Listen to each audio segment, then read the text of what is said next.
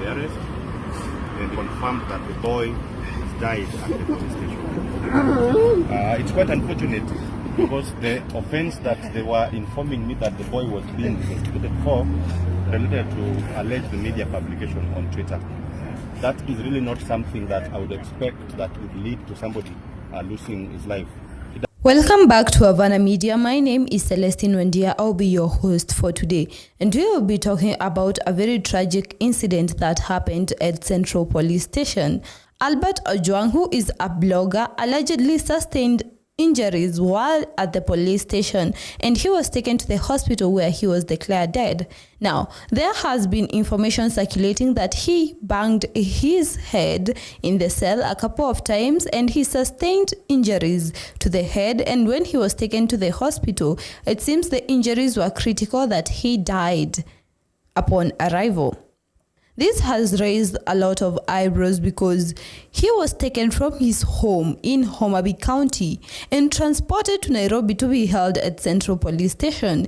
And apparently he was arrested because of insulting a senior citizen, or what is being said is alleged false publication.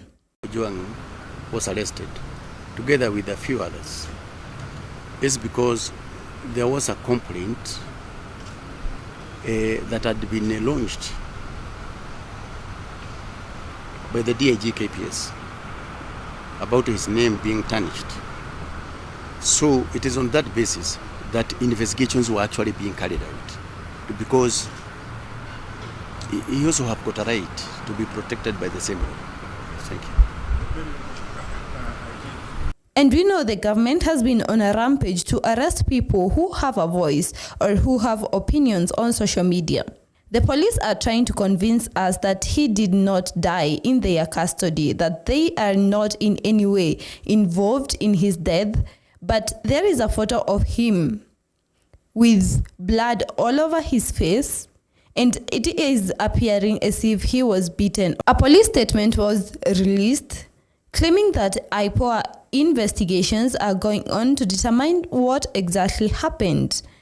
And those who were on duty that night have been suspended so far as investigations continue to take place. What do you think happened? Do you think there is a bigger picture or a bigger play here? Because being arrested from your home, taken to from Homa Bay County to Nairobi, that is a lot of distance. And it is so sad to see because his father had come all the way to Nairobi and then he found that his son is dead. That is a loss that one cannot wish on any parent. The arrest and confirmed that the boy died at the police station. It's quite unfortunate because the offense that they were informing me that the boy was being investigated for related to alleged media publication on Twitter. That is really not something that I would expect that would lead to somebody losing his life. It does really not matter what the offense is, even if the boy had killed somebody or murdered people, because there is the law. You would have expected that the boy be brought to the station, processed normally, and taken to court on Monday and charged and start trial. If he's guilty, he will be punished according to law. Causing people's death in the police station like this or wherever is really against the law, it's really against the constitution, and it is quite unfortunate. It is really quite unfortunate, and this is a matter that will not be left to lie like this. It must be investigated so that the truth about what really... Professor Peter Mbaye went ahead and said that people should camp at Central Police Station and ask for answers. But the question is, the Kenyan government has never been keen on providing answers for their citizens on the happenings. Why is this going to be different from them this time? But perhaps the eyes the media has set on the case will make them investigate further or investigate deeper, because most cases of people who have been kidnapped and tortured, they end up getting swept under the rug. We just hope this is not going to turn out like that for Ojwang. Albert again. Last time it was Richard Lemond from Ebagon. The other day it was Brian Odhiambo. The other day it was Njeri, our Njeri, who miraculously escaped from the police dragnet. This time it is Albert. Now, tomorrow it could be you or your son or your daughter. So for me, I'm not talking about condemning. Peacefully, peacefully. Everybody should stop, knowing that it could be you or your daughter. Okay. We all go to Central Police Station. We camp there until justice is found for Albert, all of us. Our legal team from the opposition will be there at 8. Wanting to get details. We want immediately before anything else. Fair enough. We want to know who killed Albert and why. And we must dismantle cartels that are killing people, because they will come to you here tomorrow. If we don't dismantle, if we don't come for the dismantling, let me ask you a question. Because the second deputy president spoke about a squad, what happened? Now, what information did we get? These are the people killing our people. Now, they could come to me tomorrow. Let me just ask this question. His father said that during his kidnapping, police officers came with motorbikes to the home. Here is how he recalls the story. Ojwang Ofio, natoka eneo la Homa Bay County, Kabondo Kasipul Sub County. Village yangu ni Kakot, sub location ni Kokwani. Kufikia jana mchana mwendo wa saa 7, baada ya kufanya kazi ya shamba asubuhi na familia yangu, kijana wangu ametengeneza shamba la mboga hapo chini ya boma. Yeye alikuwa anashughulika na mboga yake, na mimi nashughulika na mambo ya kupalilia mahindi. Baadaye tulirudi nyumbani, akaniambia anataka kuenda kuchukua miti kuja kupanda Ringa. Nikampatia pikipiki kuenda Ringa na kurudi, akaniambia kwamba amerudi, na mama yake akatukaribisha na chakula.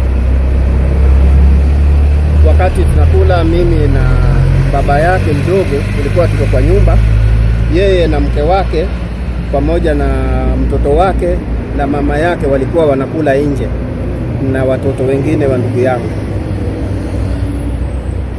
Nikasikia sauti ya pikipiki inakuja hapo kwenye boma. Nikatoka ndani ya nyumba ili nilaki wageni ambao wamekuja kwangu, maana ni kawaida yangu wageni wakija mpaka wakaribishe. Walipoingia na pikipiki zilikuja 3. Pikipiki 2 zilikuja kwa nyuma ya boma, moja ilikuja kwa mbele ya boma. Hizo pikipiki zilikuwa zimebeba watu 2 kila pikipiki. Walipofika nikawaambia karibuni, hapa ni kwangu. Wakajitambulisha wao ni maafisa wa polisi. Mmoja anaitwa Sigei, mwingine nimemsahau jina lake, ni mtu wa kutoka Ugenya. Na wakajitambulisha hivyo mpaka wakamalizika. Na wengine wa kutoka Mawego walikuwa wamechanganyikana. Sasa wakasema wamekuja, huyo kijana wako ambaye ameketi hapo chini ya jiwe, maana walikuwa wamekaa kwa jiwe hapo nje ya nyumba, wanakula mboga. Hata hiyo mboga hakula ya kutosha. Hata wakawa wanacheka hapo nje kwamba kwani tumekuja na pingu, mtu hawezi kula. Hakula. Wakamchukua wakamweka pingu. Nikauliza kwani amekosea nini? Wao wakasema ya kwamba kuna boss wake, kijana wangu amemtusi vibaya sana katika Twitter, walitamka X. Sasa nikauliza ni boss gani? Wakasema huyo bwana Segei. Akaniambia kwamba mzee, usiongee maneno mengi, wewe tufate police station Mawego. Nikashika njia, maana wamemweka katikati, mmoja mbele mmoja nyuma, yeye amekaa katikati. Mimi nikachukua pikipiki pamoja na kaka yangu yule ambao tulikuwa tunakula pamoja, hata sikuosha mikono. Tukashika njia, hata kuko kula sikumaliza kula, tukafuata huko Mawego. Tulipofika huko tukapata Madam Osies pamoja na wao. The fact that somebody had to die in custody of police in whose hands are Kenyans safe?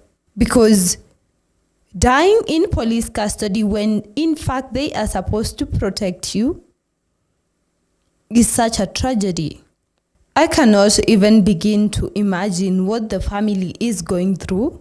But a lot of people have been using social media to show that they are politically dissatisfied with the government. That has been nothing new. First, it was Njeri who was arrested. You remember? Because she created a website on the Finance Bill 2025. And now we have Ojwang, who also happened to die in police custody. Someone is supposed to take accountability for this, because we are not getting to the bottom of these cases by arresting those who are involved. Tell me what you think about this in the comments below. I have been your host, Celestine Wandia.